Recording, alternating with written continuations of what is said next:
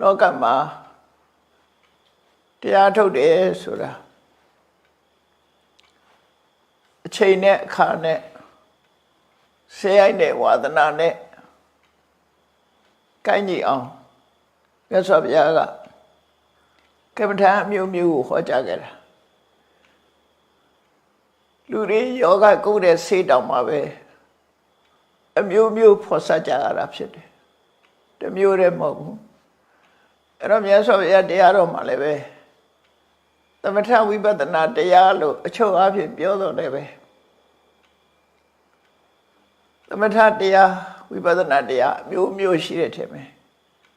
ကိုယ်စရိုက်နဲ့ကိုင်းကြည့်တဲ့နှလုံးသွင်းတရားဟာအရေးကြီးတယ်ပေါ့နော်ကိုယ်စရိုက်နဲ့ကိုင်းကြည့်တဲ့နှလုံးသွင်းတရားကိုနှလုံးသွင်းမှယောဂနဲ့စိတ်တက်အောင်ပေးဆိုလို့ဖြစ်ပေါ်နေတဲ့စိတ်ရဲ့အခြေအနေတွေဟာ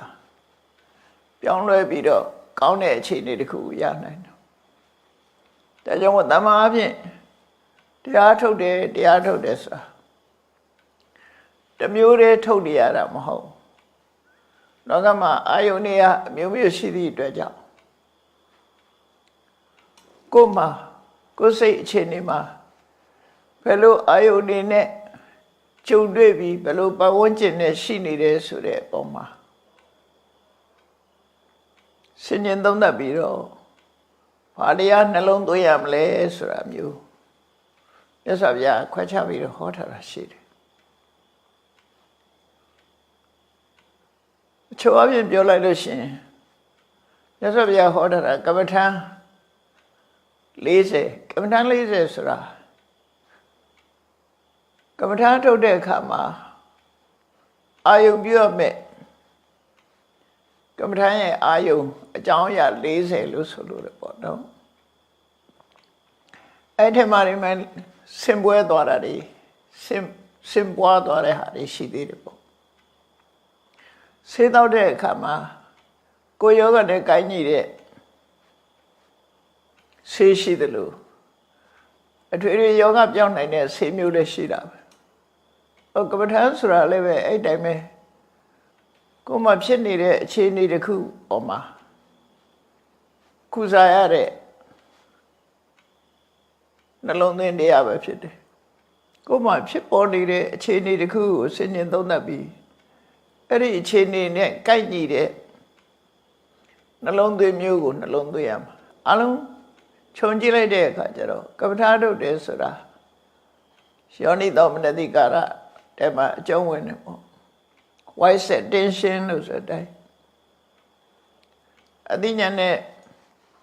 ဆင်ញင်သုံးသပ်မှုတစ်ခုပါပဲအဲဆင်ញင်သုံးသပ်တဲ့အခါမှာကိုယ်မှာကိုယ်စိတ်ထဲမှာဖြစ်ပေါ်နေတဲ့အခြေအနေနဲ့ကိုက်ညီတဲ့ဟာကိုပို့ပြီးတော့နှလုံးသွင်းရင်ပို့ပြီးတော့အဲ့ဒီဖြစ်ပေါ်နေတဲ့မကောင်းတဲ့စိတ်အခြေအနေတစ်ခုကိုပျောက်စေပြီးတော့ကောင်းတဲ့စိတ်အခြေအနေတစ်ခုဖြစ်ပေါ်စေနိုင်တယ်ဒီမှာမကြမ်းပါသူများနှလုံးသွင်းရတရားစာမြတ်စွာဘုရားကိုယ်တိုင်ကအခြေအနေရဟောထားခဲ့တဲ့တရားတွေပဲအခြေအနေနဲ့ကိုက်ညီအောင်ဟောတဲ့တရားအဲ့တော့ဘယ်မှာဟောတာတော့ဆိုတဲ့ဒီသုတ်တန်လေးရဲ့အစမြတ်စွာဘုရားဟာဝိစီတိုင်းဝေသာလိမြို့ကုတ္တဂရတောင်းအာလာကျောင်းတိုက်ကိုရှောက်ရှိနေတဲ့အခိုက်မှာ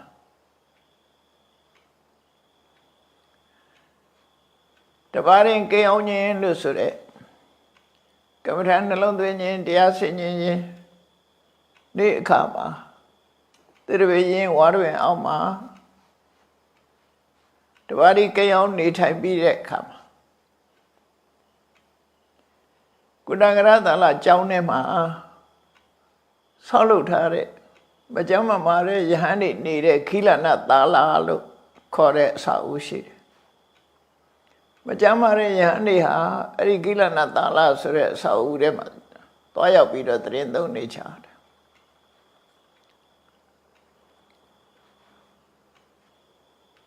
တရားတိုင်းရုပ်ခန္ဓာကြီးရှိနေလို့ရှိရင်ခန္ဓာကြီးရှိနေလို့ရှိရင်မကြမ်းမာမှုဆိုတာဖြစ်လာတတ်တယ်မြတ်စွာဘုရားကိုယ်တိုင်တော့မှမကြမ်းမာတဲ့အခါမကြမ်းမာမှုဖြစ်တယ်အဲ့လိုမကြမ်းမာမှုဖြစ်ပေါ်နေတဲ့ပုဂ္ဂိုလ်တွေအစဉ်ပြေစေရန်အတွက်ခိလနာသာလာမကြမ်းမာတဲ့ပုဂ္ဂိုလ်တွေနေထိုင်တဲ့အဆောင်ကျောင်းဆောင်မှာမြတ်စွာဘုရားခိလနာတွေစီကြွသွားတယ်တဲ့အဲ့လိုကြွသွားတဲ့အခါမှာယဟန်တစ်ပါးဟာမကြမ်းမာဖြစ်တာအတော်လေးနဲ့အားနည်းနေတဲ့ယဟန်တစ်ပါးမကြမ်းမာဖြစ်ပြီးတော့အင်အားတွေတော်ရုပ်လျော့နေတဲ့ယဟန်တစ်ပါးကိုအကြောင်းပြုပြီးတော့မြတ်စွာဘုရားကအတူတူကလိုက်ပါလာတဲ့ယဟန်တွေရောကိလနာယဟန်တွေရောအလုံးကိုဒီကမ္မထံကိုဟောခဲ့တာပဲဖြစ်တယ်။ဒါကြောင့်မို့ဒီကမ္မထံကိုမကြမ်းမာသူများနှလုံးသွင်းရန်တရားလို့မှတ်သားကြအောင်ပါဖြစ်။မကြမ်းမာမှုဆိုတာလူဟာစင်ထာဝရကြမ်းမာနေကြတာမဟုတ်ဘူးမကြမ်းမာတဲ့အခါရှိတယ်။ရှိရင်ဘယ်တရားမျိုးကိုနှလုံးသွင်းသင့်တယ်လဲနှလုံးသွင်းရင်ဘယ်လိုအကျိုးသက်ရောက်မှုရှိသလဲဆိုတာကိုမြတ်စွာဘုရားကရှင်းရှင်းဒီတရားမှာဟောထားတာရှိတယ်အဲ့ဒီမှာမြတ်စွာဘုရားကယဟန်တွေကိုဟောတာတရားကတော့တူတူလေးပဲယံကင်စီဘိက္ခွေဘိက္ခု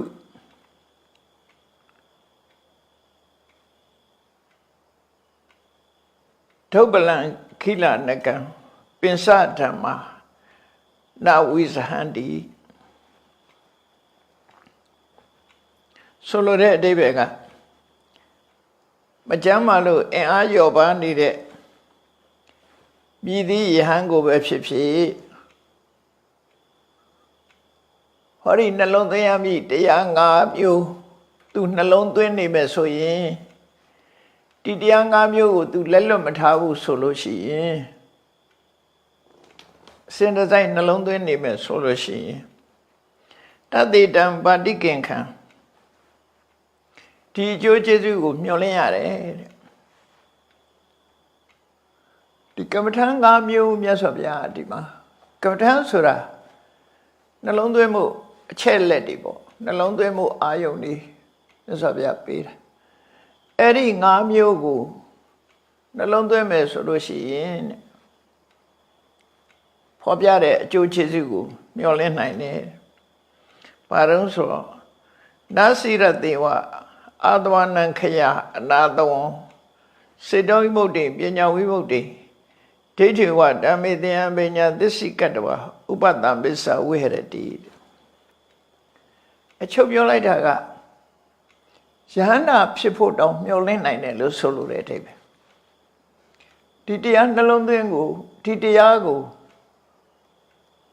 အကြမ်းမှာဖြစ်နေတဲ့အချိန်မှာစင်စစ်မပြတ်နှလုံးသွင်းနေမယ်ဆိုရင်တဲ့ဒီတရားတွေကသူ့ကိုရှင်တဲ့နှလုံးထဲမှာစွဲနေတဲ့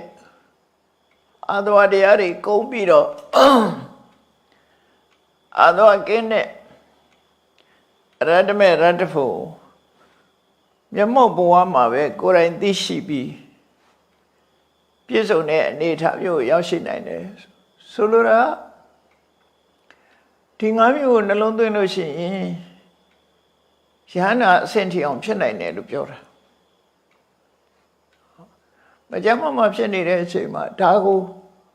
အာယုဆုစိုက်ပြီးနှလုံးသွင်းရင်မကြာခင်ကိလေသာအသွားတွေကုန်သွားတဲ့ယဟန္တာဖြစ်ကိုမျောလင်းလို့တောင်ရနိုင်တယ်လို့ဒါမှအပြင်ပြောရင်တော့ကပ္ပရနှလုံးသွင်းလို့ပြောကြတယ်ဘာနှလုံးသွင်းရမှာလဲဘယ်ဟာကိုဆိုလိုတာလဲဆိုမြတ်စွာဘုရားကသူ့နေရာနဲ့သူဟောတာနော်ကမ္မထန်နေရာအမျိုးမျိုးရှိတယ်သူ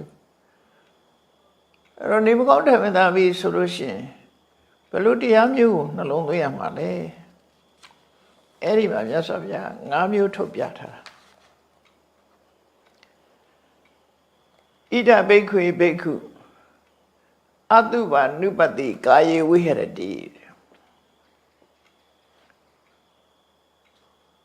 ပထမဆုံးကတော့လူတွေမှာကိုယ်ခန္ဓာကိုယ်ကိုလည်းတွေ့တာမှုဆိုတာမကင်းကြကိုယ်ခန္ဓာကိုယ်လည်းတွေ့တာမှုမကင်းတယ်လို့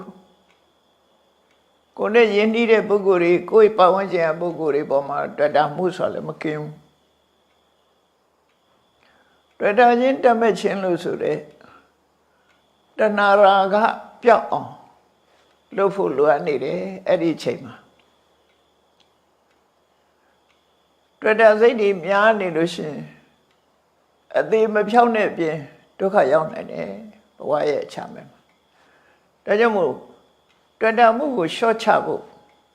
ပထမဆုံးအထောက်ရမယ်ကမ္မထာနှလုံးသွင်းရမယ်ကမ္မထာကတော့အတုပနုပတိကိုရောကိုပတ်ဝန်းကျင်ရောဆိုပါစို့ကိုခန္ဓာကိုယ်လေ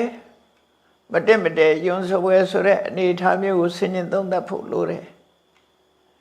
ကိုနဲ့ကြုံတွေ့နေရတဲ့ဆက်ဆံနေရတဲ့ပုဂ္ဂိုလ်ရဲ့ခန္ဓာကိုယ်ဟာလည်းပဲမတက်မတဲယွန်းစပွဲဆိုတာကိုဆင်ញင်တွေးတောကြံစည်နေဖို့လိုအပ်တယ်အတုပနုပတိစာမတင်တယ်ဘူးဆိုတာကိုအချိန်ချင်းထပ်ထပ်အသိဉာဏ်နဲ့စူးစူးဆိုင်ဆိုင်ရှုပါရှုနေရအဲ့တော့ဘယ်လိုရှုရမှာတော့ဆိုကိုယ်ခန္ဓာကိုယ်ကြီးကိုကြည့်ပြီးတော့လေဒီခန္ဓာကိုယ်ကြီးဟာအပြင်ပန်းလေးရတာအရေးလေးနဲ့ဖုံးပြီးတော့အဝတ်တစားဆင်ရင်ထားလို့အဝတ်တန်စာတွေဆင်ရင်ထားလို့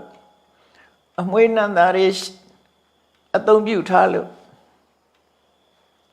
တန်ရှင်းနေတဲ့တိုက်ရနေတယ်လို့ထင်ရပေမဲ့လို့ခန္ဓာကိုယ်ရင်းကအတွင်းပိုင်းကိုကြည့်လိုက်မယ်ဆိုလို့ရှိရင်မတရီစရာတွေနဲ့ပြည့်နေတယ်ခန္ဓာကိုယ်ကထွက်သမျှကိုယ်ပေါက်တော်ရအမာဝလို့ဆိုတဲ့အတိုင်းလူခန္ဓာကိုယ်ကထွက်တဲ့ဟာတွေက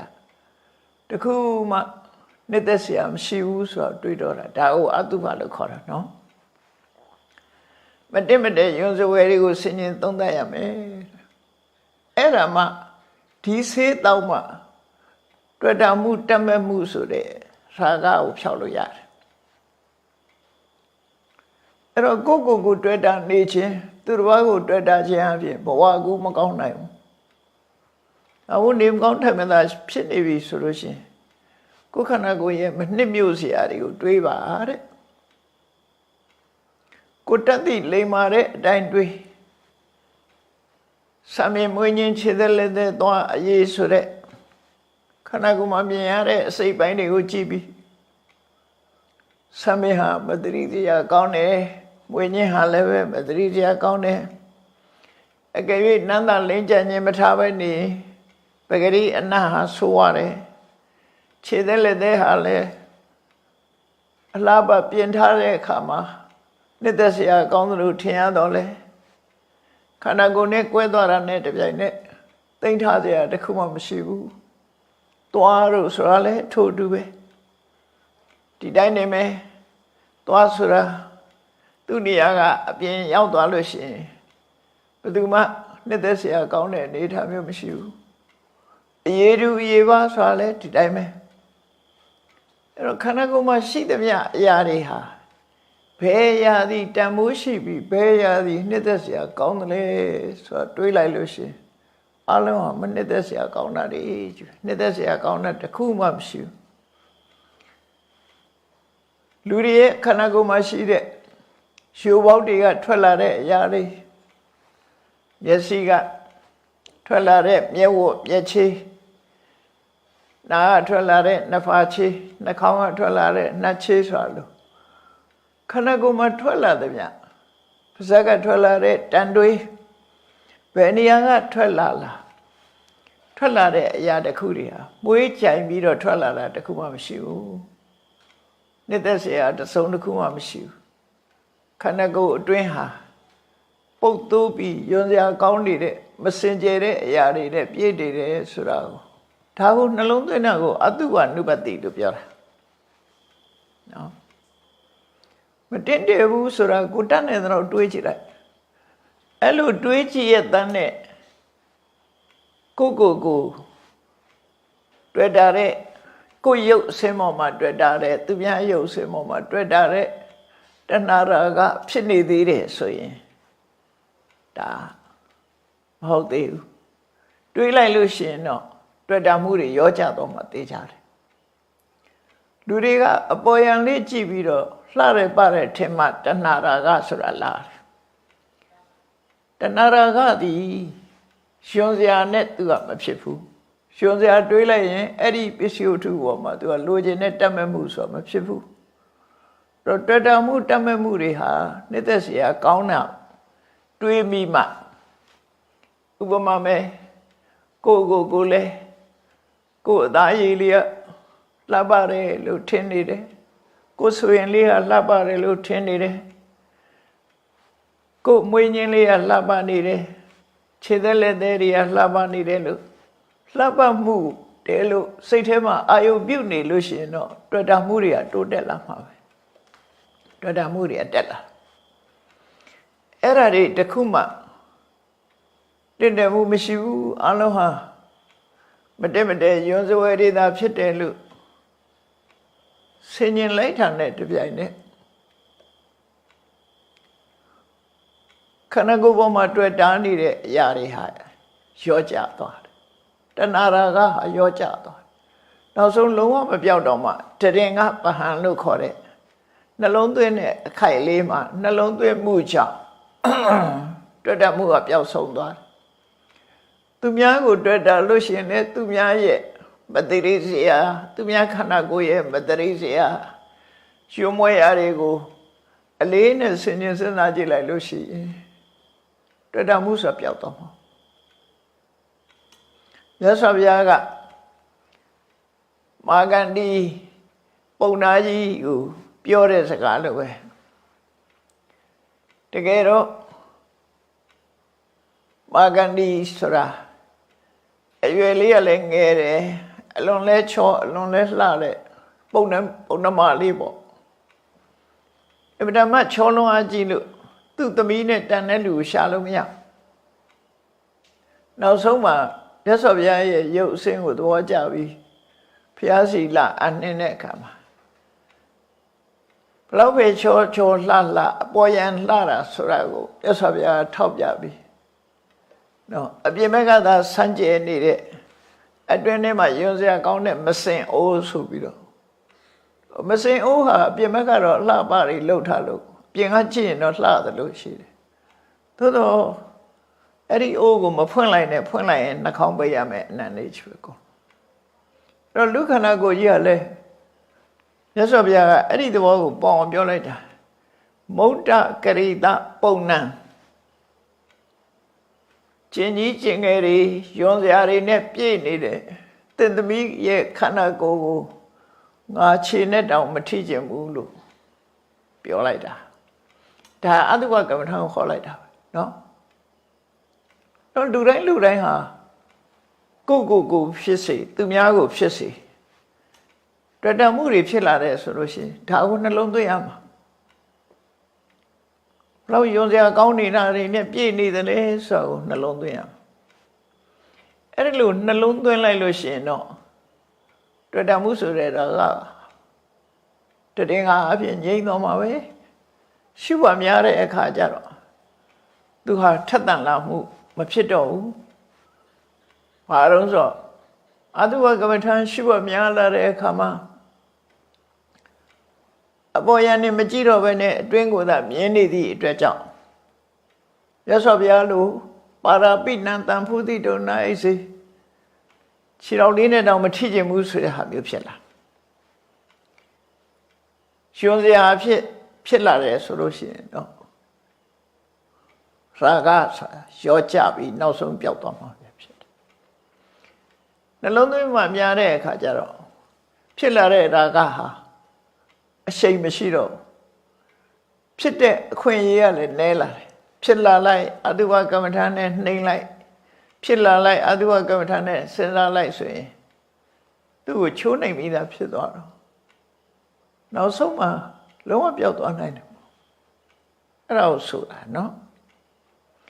အဲ့ဒီမှာအယိုးစုကမ္မထာအထုတ်တဲ့ပုဂ္ဂိုလ်တွေဟာလည်းပဲသူတို့ပဲအတုဝကမ္မထာနဲ့ကာကတတတိထဲမှာပါတဲ့အလုံးခြုံထားတဲ့ထဲမှာရဟန်းတစ်ပါးဟာဒီဟိုနိုင်ငံမှာအဋ္ဌိကကမ္မထာလို့ဆိုတို့ရဲ့ခန္ဓာကိုယ်ဟာအယိုးတွေနဲ့တိဆောက်ထားတယ်ဆိုတာတကယ်ကြည့်ရင်လည်းတကယ်သိတာပဲအခုခေတ်မှာဆိုရင်တော့ဤပညာတွေကလည်းရှိတယ်လေဒီ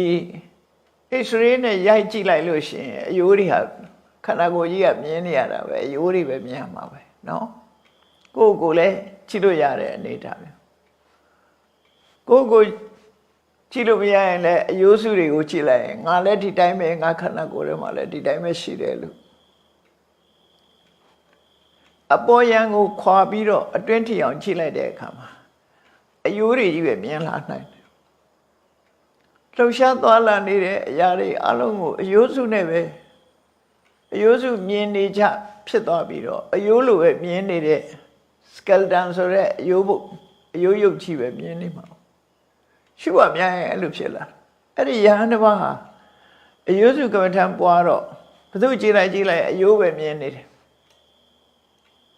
နောက်ဆုံးမှာအနုရဒပူရာက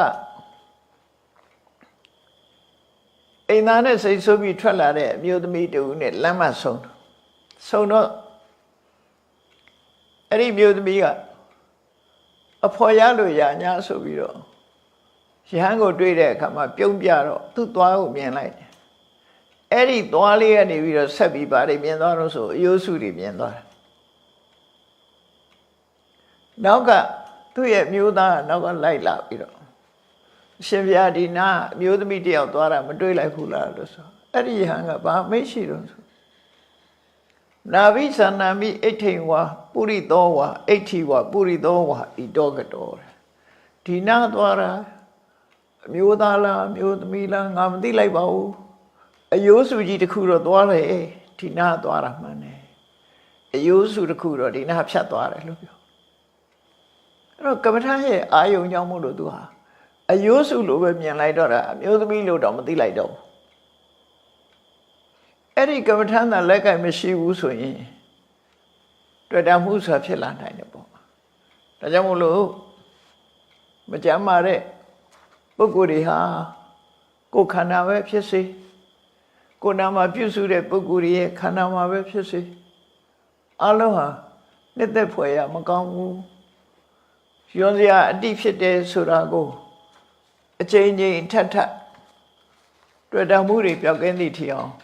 နှလုံးသွင်းလိုက်ပါတဲ့အဲ့ဒီနှလုံးသွင်းလို့ရှိရင်တဏှာရာဂကိုဖယ်ခွာပြီးတော့နောက်ဆုံးအသိဉာဏ်နဲ့တက်သွားပြီးယဟန္တာထီအောင်ဖြစ်သွားနိုင်ပါတယ်ဒါကမ္မထာတစ်ခုနော်ကမ္မထာတစ်ခုပေးတာဒီကမ္မထာကတွေ့တာမှုဆိုတဲ့ကိုယ့်ကိုတွေ့တာမှုသူများကိုတွေ့တာမှုဆိုတဲ့ပုံမှာအစွမ်းအထက်ဆုံးဆေးတစ်ခွက်ပဲအာနာပါနလုံနေလို့ရှိရင်ဒါမျိုးဖြစ်ချင်မှဖြစ်မှာအာနာပါနဆိုတာတမာရီတော့ရာကောင်းရသွားလိမ့်မယ်တခြားကမ္မထာနှလုံးသွင်းနေလေကိုယ့်ကိုတွေ့တာမှုသူတော်ဘာပေါ်မှာတွေ့တာမှုဆိုတဲ့တွေ့တာမှုကိုတိုက်ရိုက်ဖယ်ရှားဖို့ဆိုတာတခါတလေအစွမ်းထက်ချင်မှတက်တယ်ဆေးဆိုတာအထွေထွေယောဂကုတဲ့ဆေးရှိတယ် special ကုတဲ့ဆေးရှိတယ်ဒါအဲ့ဒီတွေ့တာမှုကိုတွေ့တာမှုသူတော်တွေ့တာမှုပါ special ကုတဲ့ဆေးမျိုးပဲဒီဆေးကိုတောက်လိုက်ဒီတရားကိုနှလုံးသွင်းလိုက်လို့ရှိရင်အဲ့ဒီအကျိုးကျေးဇူးတွေရလာမယ်ပြောတယ်နောက်တစ်ခုကတော့ဘာနှလုံးသွင်းရမလဲဆိုရင်အာဟာရိပฏิကူလတင်ညာတဲ့ကိုစားတဲ့အစာအာဟာရတွေနဲ့ပတ်သက်ပြီးတော့ရုံစရာတွေကိုတွေးတောကြည့်ပါအစာအာဟာရနဲ့ပတ်သက်ပြီးရုံမွဲရာတွေကိုတွေးတောပါရသော်အပြင်စဉ်းစားကြည့်ဘာလေးကကောင်းတယ်ဘယ်ဟင်းလေးကကောင်းတယ်ဘယ်အသီးနှံလေးကကောင်းတယ်ဆိုပြီးတော့ကောင်းတာပဲတွေးပြီးတော့စားကြတာဟောအဲ့ဒါလို့စားမယ်ဆိုရင်ရတ္တတဏှာကိုဖယ်ရှားနိုင်မှာမဟုတ်ဘူးဒူရင်ဒီကြိုက်တယ်လို့လည်းဒူရင်ဒီလေးပါ ကျက်သားကြိုက်ရင်လည်းကျက်သားလေးနဲ့အဲ့လိုလူတွေဟာကြိုက်လို့စားတဲ့အဆင့်မျိုးရောက်သွားတယ်မြတ်စွာဘုရားကိုယ်တိုင်ကအစာအာဟာရစားတာဟာခန္ဓာကိုယ်တည်တံ့ပြီးကျန်းမာဖို့စားတယ်ဆိုတဲ့အတွေးကိုတွေးခိုင်းတာပြီသား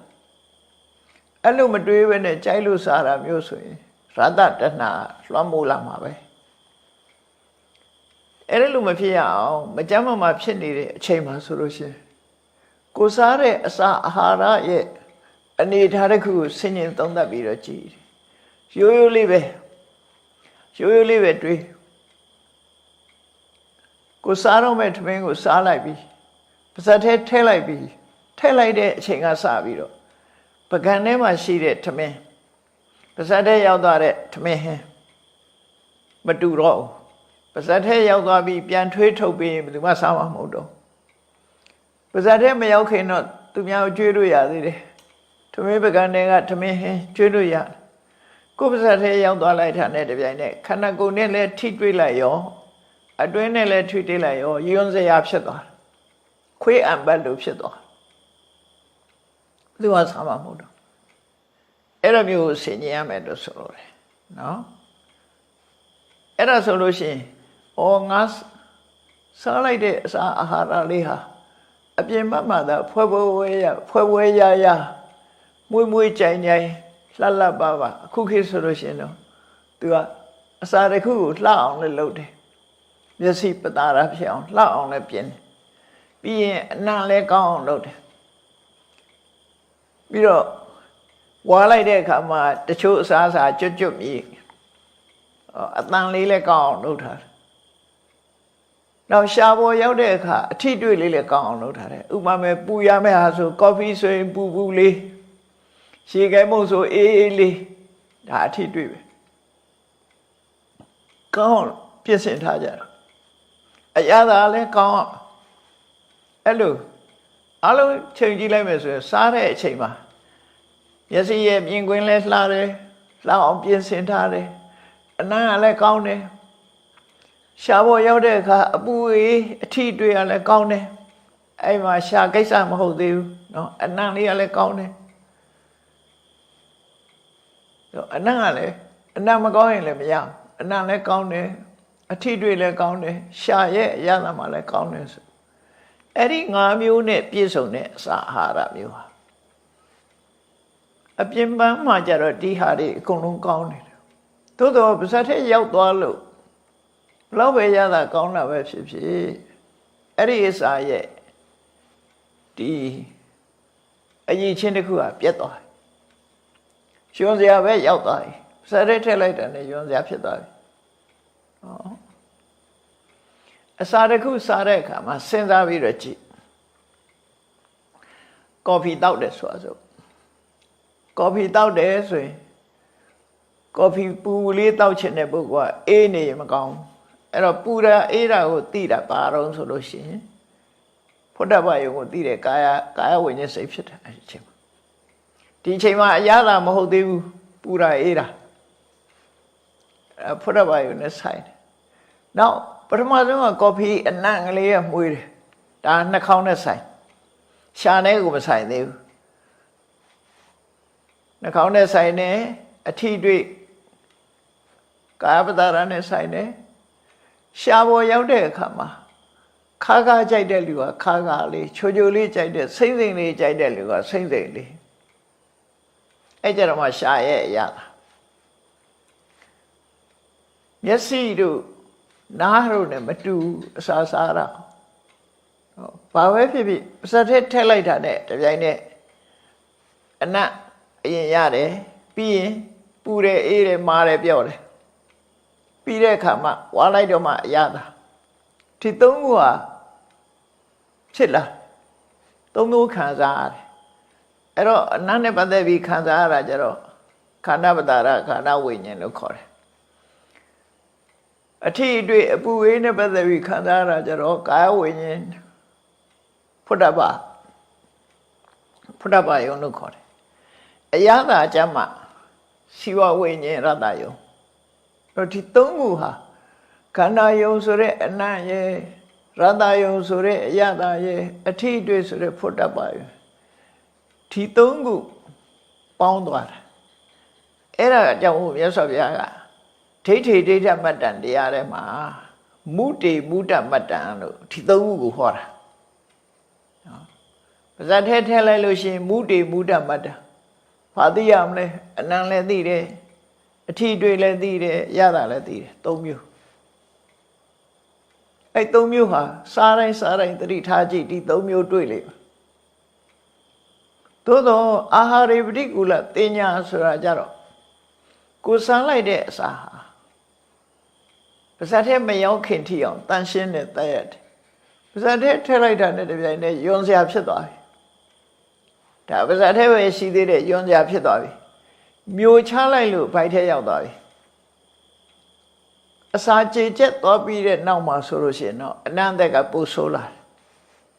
စားတော့ကတော့တပြောတစ်ပါးကြီးထမင်းဝိုင်းမှာစားကြတယ်အစာကြေသွားလို့အဲ့ဒီအစာအာဟာရတွေရဲ့ပြောင်းလဲမှုနဲ့ခန္ဓာကိုယ်ကထွက်လာပြီဆိုတဲ့အခါကျတော့တွိုင်းလက်ထဲဝင်ပြီးတယောက်တည်းပဲအဲ့ဒါကိုတွေးခိုင်းတာဖေရဒါမဟုတ်ဘူးလားဆိုဟုတ်တယ်ဒါကကမ္မထမ်းလားဒါကမ္မထမ်းပဲနော်အစာအာဟာရဟာပါဇတ်ထဲမရောက်ခင်လေးတွေကောင်းတာပါလားဟိုဘက်ရောက်သွားတာနဲ့တပြိုင်နက်အကုန်ယွန်းစရာပါလားဆိုအာရိပတိကုလတင်ညာဆိုအဲ့ဒါပြောတယ်နော်အဲ့ဒါထီအောင်တွေးထားလို့ရှိရင်တွေ့တာမှုဆိုတာမရှိတော့အစာအာဟာရနဲ့ပတ်သက်ပြီးတွေ့တာမှုရတ္တတနာဆိုအများကြီးရောနေသွားပြီစားရတဲ့ကိုကချမ်းမဖို့အတွက်စားတယ်အသက်ရှိဖို့အတွက်စားတယ်ကြိုက်လို့စားတာမပါတော့ဘူးသက်ရှိဖို့အတွက်စားတယ်ဆိုတဲ့အဓိပ္ပာယ်မျိုးရောက်တယ်စားလိုက်တဲ့အစာဟာလည်းမမောစရာမရှိဘူးဇတ်ထဲမရောက်ခင်လေးတွေပဲတန်ရှင်းတယ်ဇတ်ထဲရောက်သွားတဲ့နောက်ကြရမတန်ရှင်းတော့နောက်ဆုံးမှခန္ဓာကိုယ်ထွက်လာတယ်စားလိုက်တဲ့အစာကနေခွဲရမ်းချပြီးထွက်လာတာမျက်စိကထွက်ရင်မျက်ခြေအနေနဲ့ထွက်တယ်နှာခေါင်းကဆိုနှာခြေအနေနဲ့နားနှစ်ဖားခြေအနေနဲ့ထွက်တယ်ပါးစပ်ကတရွေးအနေနဲ့ထွက်တယ်အံပတ်အနေနဲ့ထွက်တယ်နောက်တပြားတွေရွန်စရာတွေအနေနဲ့ပဲပြန်ထွက်တာစားတော့ကတော့တပြောတစ်ပါးသွားတော့တယောက်တည်းအဲ့ဒါကြောင့်ဒီအစာအာဟာရဒီလိုလေးပဲတွေးပါဒါတွေးခိုင်းတာကမ္မထာထုတ်တယ်ဆိုတာမှန်ကန်တဲ့အတွေးနဲ့တွေးတာပဲတွေးတာကိုသမ္မာသင်္ကပ္ပလို့ခေါ်တာဒီမှာတွေးမှသိမှမတွေးရင်မသိဘူးမတွေးဘဲနေရင်ကောင်းတယ်ပဲထင်တာလေအဲ့ဒီထီအောင်တွေးကြည့်တာကိုအာဟာရေပฏิကူလတင်ညာလို့ခေါ်တယ်ဝိသုရိမေမှာတော့တွေးပုံတွေးနည်းတွေအများကြီးပြထားတယ်အဲ့တော့တမန်အဖြစ်ထင်ရှားမယ်ဆိုရင်ခုလောက်တွေးနိုင်ရင်ကိုမဆိုးအာဟာရေပฏิကူလတင်ညာဆိုတာကိုစားတဲ့အာဟာရပေါ်မှာ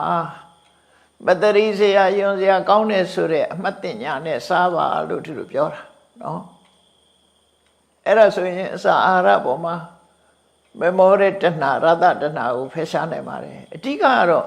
မြတ်စွာဘုရားတရားတော်တွေဟာတဏှာတတ်တဲ့တရားတွေတဏှာအဓိကဖြစ်တယ်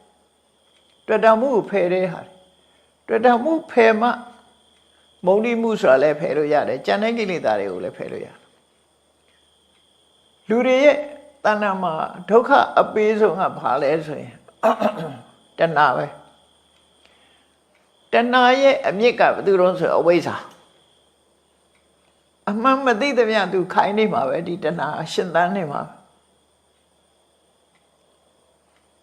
နော်အဝိဇ္ဇာနဲ့တဏှာကိုအမြစ်လို့ပြောတယ်အပြန်လှန်တို့ကအမြစ်ပဲဒီနေရာမှာတဏှာကို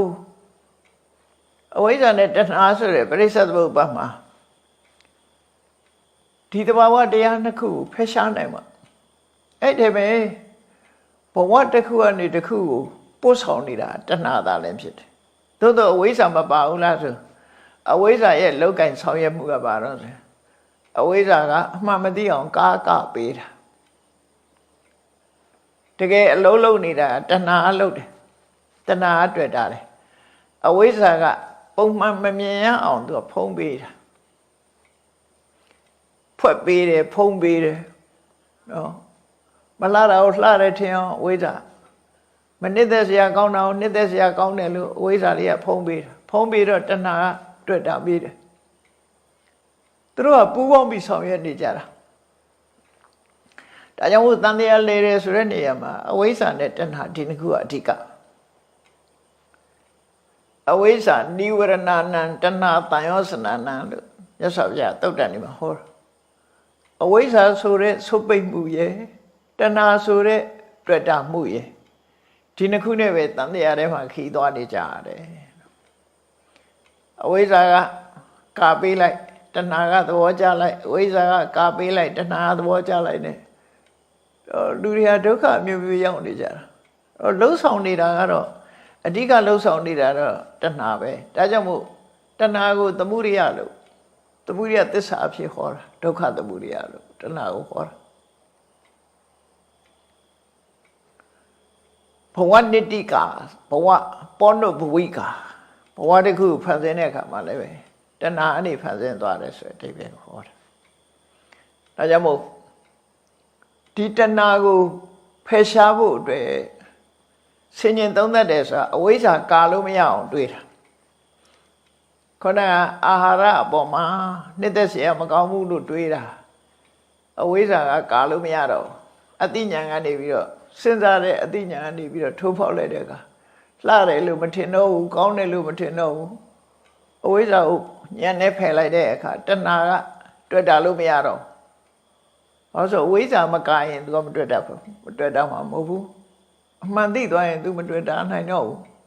ဒါကြောင့်မို့လို့အဝိဇ္ဇာရဲ့ကာမှုကိုလည်းဖယ်ရှားပြစ်တယ်တဏှာရဲ့တွေ့တာမှုကိုလည်းဖယ်ရှားပြစ်တယ်ဒီကမ္မထာနေရဲ့ဒီနှလုံးသွင်းမှုရဲ့အကျိုးကျေးဇူးကအဓိကအဲ့ဒါပဲဒါမို့အာဟာရနဲ့ပတ်သက်ပြီးတော့ကိုစားတိုင်းဒါနေမကောင်းမှအထောက်အမှာတော့မဟုတ်ဘူးနေမကောင်းရင်ပို့ပြီးတော့အရေးကြီးတယ်လို့ပြောတာဒီလိုအထောက်နေမကောင်းတဲ့အခါမှာလေဒါကမ္မထာမယ်တချို့ကဒီလိုတွေးတာကမ္မထာတောင်ထင်မြင်မှထင်မှာကမ္မထာတိုင်နေဆိုတာတမာရီလေးရပြီးထွက်လေဝင်လေမှတ်ပြီးတော့ရစီလေးမိတ်ပြီးတော့စိတ်တည်ငြိမ်နေမှကမ္မထာလို့ထင်နေတာအဲ့ဒါတမာရီအကျင့်စဉ်အခုကဝိပဿနာပညာဒါအဖို့အရေးကြီးတယ်တိုက်ရိုက်ခုနလို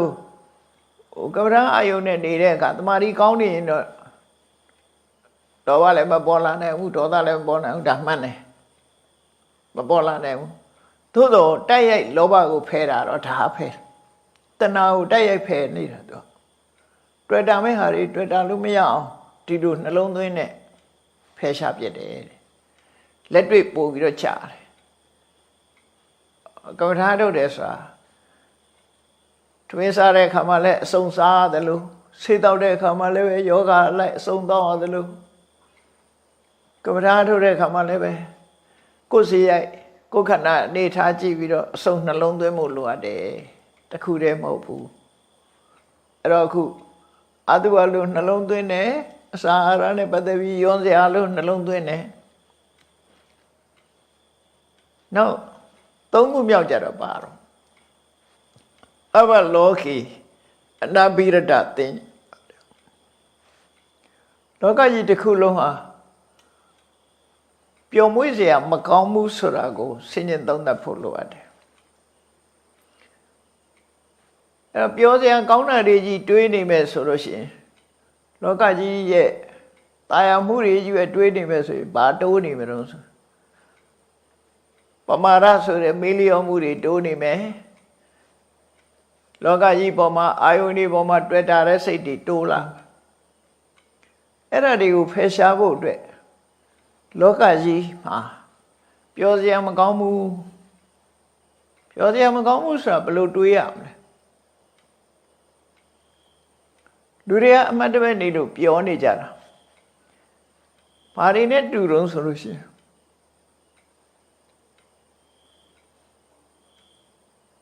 ချက်တွေလှောင်ထားတဲ့ကြက်ချင်းတွေကကြက်တွေလိုပဲလက်သားယုံပို့ထားတဲ့နွားတွေလိုပဲဟိုတယ်တွေမှာရေကန်နဲ့ထည့်ထားတဲ့ငါးတွေလိုပဲမကြခင်ဟင်းအိုးတဲ့ရောင်းအောင်မဲ့အနေထားမျိုးတွေဖြစ်တယ်လူတိုင်းဟာမကြခင်သိဆုံးရမယ်ဆိုတာအဘယ်ချိန်တော့ပြောစရာရှိတော့နော်အချိန်မြေးသိတိုင်းနေဆိုတာ အချိန်မြေယောဂဖြစ်နိုင်တယ်လောကကြီးထဲမှာအချိန်မြေတစ်ခုဖြစ်နိုင်တယ်ဆိုတာကိုတကယ်ပြောစရာဆိုတာမရှိဘူးစိုးရိမ်ထိတ်လန့်နေရတဲ့အနေအထားမျိုးပဲရှိတယ်ကိုယ်ခန္ဓာကိုကြည့်မယ်ဆိုဒါဆိုဗျာကခန္ဓာကိုယ်ရထားတာဟာဒုက္ခကြီးရထားတာပါတဲ့လူတွေကတော့တရားတွေကတော့လို့မထင်ဘူးဘဝရထားတာချမ်းသာဒုက္ခရထားတယ်လို့ထင်တယ်မြတ်စွာဘုရားအဲ့လိုမဟုတ်ဘူးရှုခန္ဓာကြီးကိုကြီးရတာဒုက္ခရထားတာပဲတဲ့ဟုတ်တယ်လေမျက်စိလေးရထားတာမျက်စိလေးကြည့်ပြီးတော့မျက်စိလေးသုံးချပြီးတော့ကြည့်ရရှုရပြောရတယ်သို့တော့အဲ့ဒီပြောရတာတခုတည်းလားလို့ဆိုပဲဟုတ်လေတော့ကြကြမျက်စိနာတာတို့မျက်စိယောဂါတို့မျိုးစုံဖြစ်လာနာနှာခေါင်းခန္ဓာကိုယ်ရှိသမျှဘယ်ရာပဲဖြစ်ဖြစ်ဒီကိုယ်ဒုက္ခပေးတဲ့အရာတွေကြီးပဲသူ့တဘာဝကဓာတ်ကြီးလေးပါဆင်ပြေးနေတဲ့အခါမှာကိုဖြစ်ခြင်းတို့ဖြစ်တယ်လို့လူတွေကထင်နေတယ်အစမပြေဘူးဆိုတဲ့အချိန်ကြတော့မှငါမှဖြစ်ရလေခြင်းဆိုပြီးတော့တောကတွေဖြစ်လာပြန်တကယ်ကတော့ကိုယ့်ရဲ့ဘဝဟာသိချစဉ်းစားကြည့်လို့ရှိရင်ခြေတလန်းမှားလို့မရတဲ့၆ကဘာကြီးကိုဖြတ်ကူထားတဲ့ဝလုံးတစ်လုံးနဲ့လှုပ်ထားတဲ့တရားလိုပဲဖယ်မှမကြည့်အောင်အဲ့ဒီပုံမှာရှောက်ခြေတလန်းမချော်လိုက်နဲ့ချော်လိုက်တဲ့နဲ့အောက်ကြမှာအဲ့တော့လောကကြီးမှာပြောစရာဆိုလို့တခုမှမရှိဘူးနောက်ဥပမာတစ်ခုပြောရမယ်ဆိုလို့ရှိရင်ရသော်ပြပေးထားတဲ့ဥပမာလေးတစ်ခုရှိတယ်လူတယောက်ကိုစီခွက်ထဲမှာစီတွေပြည့်ထည့်ပြီးတော့အဲ့ဒီခွက်ကိုတည်ခိုင်းတယ်မင်းသွားစီတစ်စက်ဖိတ်တာနဲ့မင်းရဲ့ခေါင်းကိုဖြတ်မယ်ဆိုပြီးနောက်ကဓာမိုးလိုက်အဲ့ဒီလူရဲ့အနေအထားကိုစဉ်းစားကြည့်နောက်ကဓာမိုးထားတယ်စီတစ်စက်မှမဖိတ်เสียရဘူးသွားရမှာစီတစ်စက်ဖိတ်တဲ့နေရာမှာဆက်ပြတ်မှာအဲ့တော့အဲ့ဒီလူရဲ့အနေထားဘယ်လိုနေမလဲစဉ်းစားကြည့်အဲ့တော့လူတွေရဲ့ဘဝဟာအဲ့တိုင်းပဲဖြစ်နေသေမင်းကဓာမိုးထားသလိုပဲမင်းတစုံတစ်ခုမမှားလိုက်နဲ့မှားရင်မင်းသေမယ်ဆိုတာခုခေတ်ဆိုသေမင်းကလူတွေကပိုးတော်ပေါ်နေကိုဗစ်ယောဂါဆိုဖြစ်နေပြန်ကြောက်နေကြတယ်တခုတည်းမဟုတ်ပါဘူးအများကြီးရှိတယ်အဲ့ဒါလို့လောကကြီးမှာအမှားမခံတဲ့ဘဝကြီးမှာရှောက်လန်းနေကြတော့ပြောစရာဆိုတာဘယ်မှာရှိမလဲတစ်ချက်မှားရင်တစ်ခါတည်းသွားမှာအဲ့ဒါကြောင့်မို့လို့လောကကြီးရဲ့အန္တရာယ်များတာကိုနှလုံးသွင်းပြီးသဗ္ဗလောကေအနာပိရတတင်ညာလောကကြီးဟာပြောစရာတစ်ခုမှမရှိပါလား။အိုခြင်းနာခြင်းသိခြင်းဆိုတဲ့ဆင်းရဲဒုက္ခတွေနဲ့ဒုက္ခရောက်နေတဲ့လောကကြီးပဲလို့ဒါကိုနှလုံးသွင်းခြင်းအပြင်မိလျော့တဲ့ပမာဒတရားကိုဖယ်ရှားနိုင်တယ်ဒါတတိတရားကြီးစွာထားတယ်အပမာဒဆိုတဲ့တတိတရားနဲ့ကိုယ့်ဘဝကိုနေထိုင်သွားနိုင်တယ်တတိပိုကောင်းလာစေတယ်မမေ့မလျော့နေသွားစေတယ်ဒီတရားကိုနှလုံးသွင်းခြင်းအဖြစ်ဒါလည်းကမ္မထံတစ်ခုပဲနောက်ကမ္မထံတစ်ခုကဘာလို့ဆိုသဗ္ဗသင်္ခါရေတုအနိစ္စ ानु ပတိသင်္ခါရဆိုတာမြင်သမျှသင်္ခါရဆိုတာလို့ကြားသမျှလဲသင်္ခါရဆိုတာမျက်စိမှာထင်လာတဲ့အာယုံပဲဖြစ်ဖြစ်နားမှာကြားရတဲ့အသံပဲဖြစ်ဖြစ်နှာခေါင်းမှာရောက်လာတဲ့အနံ့ပဲဖြစ်ဖြစ်လျှာမှာတွေ့ရတဲ့ရသယုံပဲဖြစ်ဖြစ်ခန္ဓာကိုယ်ထိတဲ့အထိတွေ့စိတ်ကူးကြံစီလို့ရတဲ့အရာတွေပဲဖြစ်ဖြစ်အကြောင်းတရားတွေကြောင့်အကြောင်းတရားတွေကဖန်တီးထုတ်လုပ်ထားတဲ့ ရှုပ်တရားနန္တရားရှုပ်နန္ဓမသင်္ခါရတရားတွေဟာဘယ်ရာမှရဲတာမရှိဘူးအဖြစ်ရှိလို့အလုံးဟာအပြည့်ရှိတယ်ပြည့်ချင်းမှအဆုံးသတ်ကြမယ်ဖြစ်လာပြီးတဲ့နောက်ပြည့်ချင်းမှအဆုံးသတ်မယ်ထာဝရဆိုတာဘယ်မှမရှိဘူးဟုတ်တော်ဝါအဘဝအကြောင်းတိုက်ဆိုင်လို့ဖြစ်လာပြီးတဲ့နောက်မှာအဘဝလုံးဝပြောင်းကွယ်သွားတာအနိစ္စအဟုတ်တော်ဝါတံဘောတိဘယ်နေရာမှာရှိနေတာမဟုတ်ဘဲနဲ့အကြောင်းတိုက်ဆိုင်လို့ဖြစ်လာတယ်ဟုတ်တော်ဝါပฏิဝေဒိဖြစ်လာပြီးတဲ့နောက်ပြောင်းကွယ်သွားတယ်အဲ့ဒီလိုသင်္ခါရတရားမှန်တရားအကြောင်းတိုက်ဆိုင်ဖြစ်လာမယ်ဖြစ်လာပြီးရင်ပြောင်းကွယ်သွားတယ်ကိုယ်ခန္ဓာကိုယ်မှာရှိတဲ့ယုတ်တရားပဲဖြစ်ဖြစ်နံတရားပဲဖြစ်ဖြစ်ကိုယ်ပတ်ဝန်းကျင်မှာရှိတဲ့ယုတ်နံတွေပဲဖြစ်ဖြစ်အလုံးဟာဖြစ်ပြီးရင်ပြောက်ကွယ်သွားတဲ့အရာတွေကြီးပဲဘယ်ရာမှထာဝရဆိုတာမရှိဘူးဆိုတာကိုအမြဲတမ်းနှလုံးသွင်းဆင်ခြင်တာကိုအနိစ္စနုပတ္တိလို့အနိစ္စလို့အဖန်မှန်ထထအသိဉာဏ်နဲ့ရှုမြင်ရမယ်ဒါအကမ္မထံတစ်ခုပဲအမြဲတဲ့သဘောကိုစဉ်းစားချိနေတဲ့ကမ္မထံတစ်ခုပဲအဲ့ဒါလို့မမြဲတဲ့သဘောကိုစဉ်းစားချိနေခြင်းအပြင်အရာခသိမြဲတယ်လို့စိတ်ကထင်းနေတဲ့အထင်တွေကိုဖယ်ရှားပြစ်နိုင်သွားတယ်အမှန်ကန်သိရှိသွားနိုင်တယ်ပေါ့နော်မှန်ကန်သိရှိသွားနိုင်ဒါကြောင့်ဝိပဿနာတရားထုတ်တဲ့အခါမှာအနိစ္စလို့ရှုမှတ်ရတယ်ဆိုတာအဲ့တော့မမြဲတာလေးကိုကိုယ့်ကိုနှလုံးသွင်းပြီးတော့ဆင်ញင်ကြည့်ကိုယ်ယုတ်ခန္ဓာလေးရဲ့မမြဲပုံစိတ်ရဲ့မမြဲပုံမြေလာရွှေရှားနေတယ်ဆိုတဲ့သဘောတရားတွေကိုစဉ်းစားကြည့်အလုံးဟာအချိန်နဲ့အမျှဖြစ်ပြီးပြက်နေတယ်ဖြစ်ပြက်အစင်းများတာဖြစ်တယ်ဆိုတော့စဉ်းသုံးသပ်ကြည့်ရမနေ့တုန်းကလည်း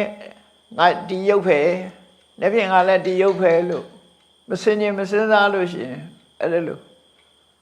ထင်မြင်နေစရာရှိတယ်အဲ့ဒီလိုထင်းနေတယ်ဆိုရင်အတန်လေးတစ်ခုကိုပဲစဉ်းစားကြည့်ကိုယ်ကိုယ်တိုင်စကားပြောတဲ့အတန်ပဲဖြစ်ဖြစ်သူများစကားပြောတဲ့အတန်ပဲဖြစ်ဖြစ်တေချာစူးစိုက်ပြီးနားထောင်ကြည့်တခြင်းတန်နားထောင်တာပဲဖြစ်ဖြစ်တီးလုံးတန်နားထောင်တာပဲဖြစ်ဖြစ်ရှေ့ကအတန်လေးဟာပျောက်သွားမှနောက်ကအတန်ပေါ်လာတယ်အဲ့ဒီပုံမှာလိုက်ตาရနေတာနော်စကားပြောလို့ရှိရင်လည်းရှေ့ကအတန်တွေကပျောက်နေတာနောက်ကအတန်တွေကအတစ်တစ်လာတယ်အဲ့တော့မမြဲဘူးဆိုတာအလုံးကိုထင်ရှားတယ်ဒီအတန်ကြည့်လိုက်ရင်ပိုးထင်ရှားအတန်လိုပဲမျက်စိကမြင်ရတဲ့အဆင်းဆိုတာလည်းပြောင်းလဲနေတယ်နားကကြားရတဲ့အတန်ပြောင်းလဲသလိုပဲနှာခေါင်းကနမ်းရှူရတဲ့အနံ့ဟာလည်းပြောင်းလဲနေတယ်လျှာပေါ်သိလိုက်ရတဲ့အရာသာလည်းပြောင်းလဲနေတယ်ခန္ဓာကိုယ်ပေါ်မှာထိတွေ့တဲ့အထိတွေ့မှန်သမျှလည်းပြောင်းလဲနေတယ်ဖြစ်ပြီးရင်ပြတ်သွားတယ်ဆိုတဲ့သဘောတရားမျက်စိနဲ့အဆင်းမျက်စိကမြင်ရတဲ့အဆင်းအာယုံသာပြတ်သွားတာမဟုတ်ဘူးမြင်တဲ့မျက်စိကလည်းရွေ့သွားပြီနားနဲ့အတန်ကသာပျောက်သွားတာမဟုတ်ဘူးနားတွေကလည်းပျောက်သွားတာပဲနားကလည်းပဲပြတ်သွားပြီနှာခေါင်းနဲ့အနံ့ခုနရလိုက်တဲ့နှာခေါင်းမဟုတ်တော့ဘူးဒီအနံ့ပြောက်သွားတာနဲ့ခုနနှာခေါင်းမဟုတ်တော့ဘူးဒါနောက်ထပ်အသစ်ဖြစ်လာတဲ့အရာသာဖြစ်တယ်ခန္ဓာကိုယ်ထိတွေ့မှလည်းပဲဒီတိုင်းပဲအရာသာမှလည်းပဲဒီတိုင်းပဲအဲ့ဒါလို့ရွှေရှားပြောင်းလဲနေတဲ့သဘောတရားတွေကိုဆင်ခြင်သုံးသပ်ကြည့်နေသဗ္ဗသင်္ခါရေသူအနိစ္စနုပတိလို့ခေါ်တယ်ကိုယ်စိတ်လေးဆိုရတော့ပိုးထင်ရှားတာပေါ့တို့ရအခုစိတ်တစ်မျိုးအကြရင်စိတ်တစ်မျိုးစိတ်ဟာပြောင်းလဲနေတယ်ဆိုတာမနမထင်ရှားတယ်အဲ့တော့ဒီကမ္မထံကိုလည်းပဲဆင်ញင်သုံးသပ်ပြီးတော့နေရမယ်ဒါလည်းကမ္မထံတစ်ခုပဲနောက်ငါးနံပါတ်ကမ္မထံကြတော့ပါတော့ မရဏတင်ညာခောပနတအစ္ဆတံသူပဋ္ဌိတဟောတိတယ်မရဏတင်ညာဆိုတာသိရမယ်ဆိုတဲ့အမှတ်သားသိရမယ်ဆိုတဲ့အမှတ်တင်ညာမပြောက်စေနဲ့ကိုယ့်ကိုမသိဘူးလို့မထင်နဲ့လို့တို့ဆိုလို့သိရမယ်သိခြင်းတရားဟာလူတိုင်းအဖို့မြဲတယ်လူရဲ့အသက်ဟာအဗ္ဗဓမ္မတို့တောင်းတယ်အသက်မှန်သမျှသေဆုံးခြင်းမှာပဲအဆုံးသတ်တယ်ဆိုတာအဲ့တော့ကိုယ့်ရဲ့သေဆုံးမှုသူတော်ရဲ့သေဆုံးမှုသေခြင်းတရားရဲ့သဘာဝနေမကောင်းနေတဲ့အချိန်မှာပို့ပြီးတော့နှလုံးသွင်းဆင်ခြင်ရဒီလိုနှလုံးသွင်းဆင်ခြင်ခြင်းအပြင်ဘာဖြစ်တုံဆိုတာဝေကပို့ဖြစ်လာတယ်အသိဉာဏ်တွေပို့တက်လာတယ်အသိဉာဏ်ပို့တက်လာသည့်အတွက်ကြောင့်သိခြင်းတရားကိုရင်ဆိုင်ဝန်းလာတယ်လို့ဆိုတယ်တချို့ကတော့သိခြင်းတရားကိုဆင်ခြင်သုံးသပ်ဆိုရင်ကနေ့ခေတ်မှာဆိုရင်ဒါအားပေးစကားမဟုတ်ဘဲနဲ့6တယ်လို့တောင်းထင်ကောင်းထင်တယ်အမှန်ကတော့အမှန်သိအောင်ကြိုးစားခြင်းသာလည်းဖြစ်တယ်မှန်သိခြင်းဟာစိတ်ကိုရဲရင်ထက်မြက်စေတယ်ပေါ့တရားမှဆိုတာကိုသိလာတဲ့ပုဂ္ဂိုလ်တရားဟာကိုယ့်ကိုရဲရင်ထက်မြက်စေတယ်စိတ်အားတွေတက်လာတယ်အဲ့တော့သိခြင်းတရားဆိုတာအချိန်မီဖြစ်ပေါ်နိုင်တယ်လို့ကိုယ်ဆင်ញင်သုံးသပ်ဖို့ဗတ္တမအရေးကြီးတယ်လို့ဆိုလို့ကိုယ်တဏ္ဍာမှာဆင်ញင်သုံးသပ်နေရမယ်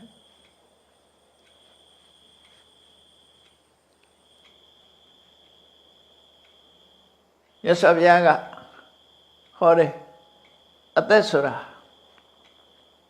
လူတွေပြောတဲ့အသက်ဆိုတာအာယုကိုပြောတာကံတရားကဖန်တီးပေးထားတဲ့ရုပ်စီဝိတ္တိတွေနံတရားတွေနဲ့အတူဖြစ်တဲ့နံစီဝိတ္တိတွေသူဟာရုပ်တရားနံတရားတွေကိုစောင့်ရှောက်တဲ့အသက်လို့ခေါ်တဲ့အရာသို့တော့အဲ့ဒီသဘာဝတရားနှစ်ခုလုံးဟာအကြောင်းကြောင့်ဖြစ်လာတာဖြစ်လို့သူတို့ကိုယ်တိုင်ကခိုင်မာမှုမရှိကြဘူးမခိုင်မာဘူးပြီးရသူ့ရဲ့တက်တန်းလေးဟာအလုံးကိုတူတောင်းတယ်မြတ်စွာဘုရားကဟောထားတယ်ဒီအသက်ဆိုတာလေးရှုစီဝိတနံစီဝိတလို့ဆိုတဲ့သဘာဝတရားလေးဟာဆက်လက်ပြီးတော့ရှင်သန်နေဖို့အတွက်ဘာလိုအပ်ရတော့ဘာလိုအပ်တုံးဆိုရင်အတ္တတပတ္တတုပနိဗ္ဗတံပတ္တတုပဖတ္ထံပတ္တတုဖတ္ထသက်ရှုသွင်းရှုထုတ်အသက်ရှုခြင်းနဲ့ဆက်ဆက်နေတယ်အသက်မရှုတော့ဘူးဆိုရင်သေသွားနိုင်တယ်အသက်အောင့်ထားရင်လည်းသေသွားနိုင်တယ်အသက်မရှုနိုင်အောင်လုပ်လိုက်ရင်လည်းဒီအသက်ကမရှင်တော့အဲ့တော့အသက်ရှင်နေခြင်းသည်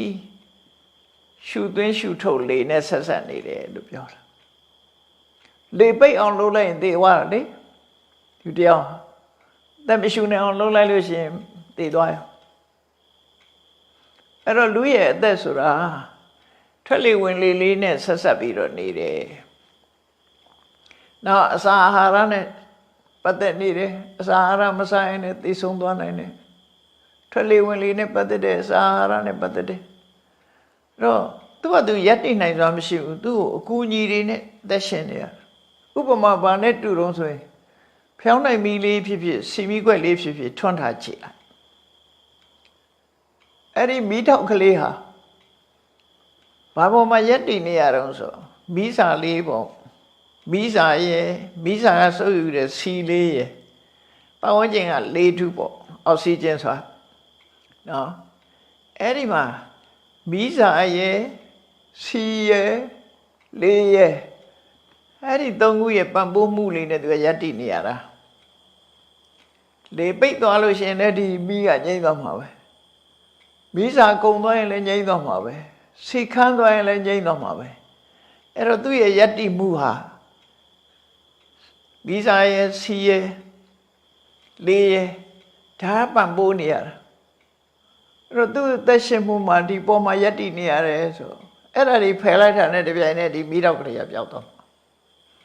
အဲ့ဒါလိုပဲလူရဲ့အသက်ဟာလည်းပဲအသက်ရှူသွင်းနေတာတို့အစာအာဟာရတို့ဒီဟာတွေပေါ်မှာရပ်တည်ပြီးတော့နေရတာဖြစ်တယ်တခုခုပျောက်ကွယ်သွားတာနဲ့ဒီအသက်လေးဟာဆုံးရှုံးသွားမှာပဲသိချတယ်ဒါကြောင့်မို့လို့လောက်ပဲကျမ်းမာနေနေလူတွေကအက်ဆီဒင့်နဲ့တွေးလိုက်လို့ရှိရင်လည်းသိသွားကြတခုခန္ဓာကိုယ်ထိလိုက်တာနဲ့သိဆုံးသွားကြတာတွေအများကြီးအသက်အန္တရာယ်လို့ပြောကြတာလူတွေအသက်ကအန္တရာယ်အမတန်များတယ်အမတန်မှနူးညံ့သိမ်မွေ့တယ်သူ့ထိမ့်ဖို့အလွန်ခက်တယ်ကိုဗစ်နဲ့တွေ့လို့ negative ဖြစ်သွား positive ဖြစ်သွားရင်လည်းခံရဗျာသိနိုင်တာပဲလေအဲ့တော့သေစရာအကြောင်းတွေကအလွန်များလို့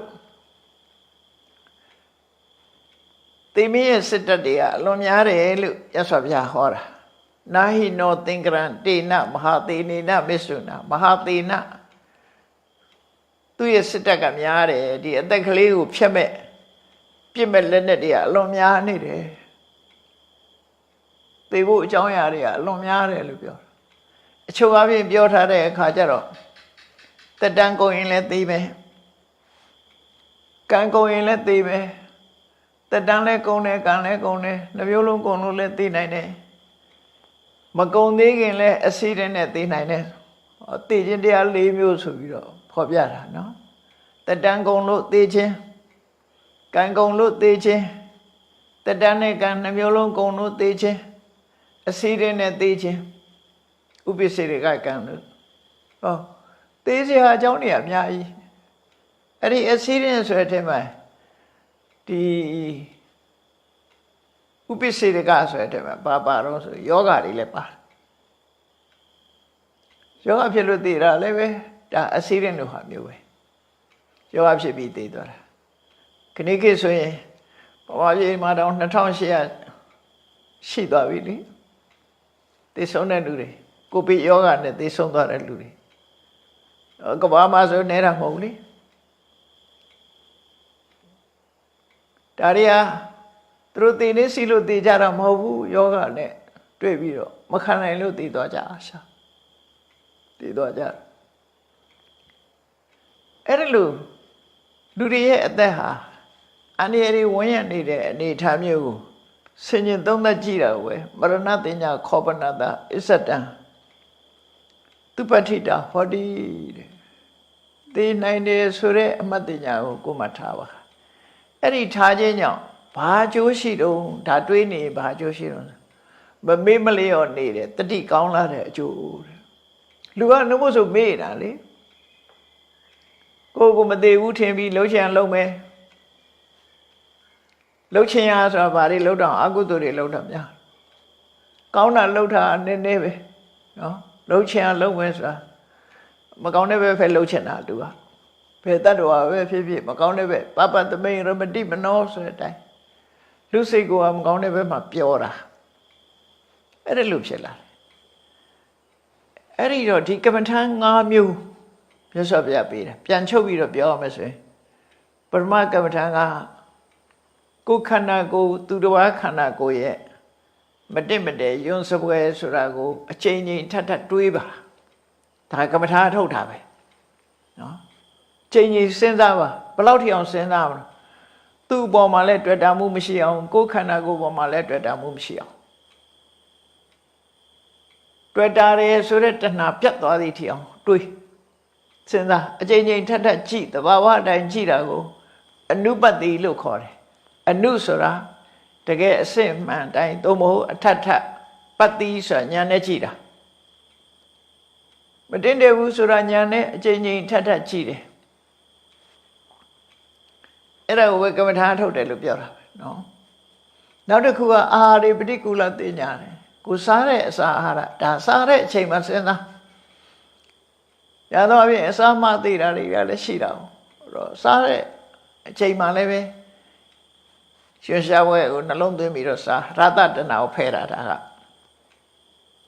ခုနကကိုယ်ကာယပေါ်မှာတွေ့တာတဲ့တဏှာကိုဖဲတာအဲ့တော့တဏှာကလည်းအမျိုးစုံတွေ့တာသူကတဏှာမတွေ့ရရင်တဏှာတွေ့တာ ဟုတ်တယ်မလားတဏှာဆိုတာသူပြောင်းသွားတာလေဥပမာတစ်ခုပြောမယ်ကိုကမော်ရမြင့်တဲ့ကာကြီးတစ်စီးဝယ်ထားတာပတ်စံလို့အဲ့ဒီကာကြီးရောင်းလိုက်တယ်ပရမဒီကာကြီးကိုတသသနဲ့နေတာအဲ့ချိန်မှာကားမှာတစ်ခုဖြစ်မှသူစိုးရိမ်ရောင်းထုတ်လိုက်တဲ့အခါကျတော့ကားပေါ်မှာအာလျာပြတ်သွားပြီးတော့ကားရတဲ့ငွေတုပ်ကြီးပေါ်မှာရောက်သွားတယ်တဏှာအဲ့ဒီရောက်သွားတယ်ငွေတုပ်ကြီးပြောက်မှစိုးသွားပြီအဲ့ချိန်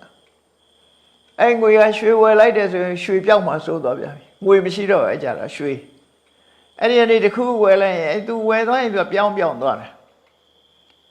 တွေ့တာမှုသည်ကိုပိုင်တဲ့ဟာတစ်ခုပေါ်မှာပြောင်းသွားတယ်ဟိုပေါ်မှာရှေ့ဟာဒီပေါ်ကပြတ်သွားတယ်လူလည်းအထိုးတူပဲအခုခေတ်ဆိုပို့တော့များသေးဟိုတယောက်နဲ့တွဲလိုက်ဒီတယောက်နဲ့တွဲလိုက်တွဲတဲ့အချိန်ကျတွဲနေတယ်ပြတ်လိုက်ပြန်ပြီဆိုမတွဲပြန်ဘူးနောက်တစ်ယောက်တွဲသွားပြန်နောက်တစ်ယောက်နဲ့ပြောက်ပြန်တော့နောက်တစ်ယောက်တွဲပြန်ရောဘယ်မှာသွားတွေ့တာတော့ဆိုတာအမတမထင်ရှားတယ်ပေါ့နော်အဲ့ဒါလူရဲ့တဏှာရဲ့သဘောတရားဟာသူကတတ္တရဖိနန္တိနေတပတ်ဆက်ကြမှာဟောထားတာအမတမသဘောပါကြတတ္တရဖိနန္တိနေဟိုသွားလိုက်ဒီသွားလိုက်ဟိုရောက်လိုက်ဒီရောက်လိုက်သူနှစ်သက်တာတွေကအများကြီးပဲမျက်စိကမြင်လိုက်ရင်လည်းအဆင်းအာယုံပေါ့အတန်ကြားလို့ကြိုက်ရင်လည်းအတန်ပေါ့အနံ့လေးကြိုက်ရင်လည်းအနံ့ပေါ့အရသာပေါ့ကြိုက်ရင်ရသာပေါ့သူပြောင်းပြီးတော့တွယ်နေတာပဲသူသွားနေတာပဲမရဘူးတစ်ခုကပြီးတစ်ခုပြီးပြောင်းတယ်အဲ့ဒါကြောင့်လို့ဒီတဏှာတွေပျောက်ကင်းအောင်ကြိုးစားအထောက်ရတာဖြစ်တယ်ပေါ့လောကကြီးရဲ့ပြောစရာမကောင်းတာကိုလည်းပဲစဉ်းကျင်စဉ်းစားရမယ်သင်္ခါရတရားတွေရဲ့မမြဲတဲ့သဘောတွေကိုလည်းအချိန်ချင်းထပ်စဉ်းကျင်သုံးသပ်ရမယ်နောက်ဆုံးမှာဘဝမှာသိဆုံးခြင်းနဲ့ဆုံးသတ်ရတယ်ဆိုတဲ့သိခြင်းတရားကိုလည်းပဲကိုယ့်ရင်နဲ့နှလုံးထဲမှာအမြဲတမ်းတတိနဲ့စဉ်းကျင်သုံးသပ်နေရမယ်ဆိုတာဒီကမ္မထံ၅မျိုးဖျားဟောတာခိလနာဖြစ်ပြီးတော့အင်အားတွေနဲ့လူမမာဖြစ်လို့အဲ့ရထဲမှာလဲနေပြီဆိုရင်ဒီ၅မျိုးတဲ့ကမ္မထံ၅မျိုးကိုအထူးဂရုစိုက်ပြီးတော့ရှုပါတဲ့အဲ့လိုရှုလို့ရှိရင်ဒီပုဂ္ဂိုလ်ဟာ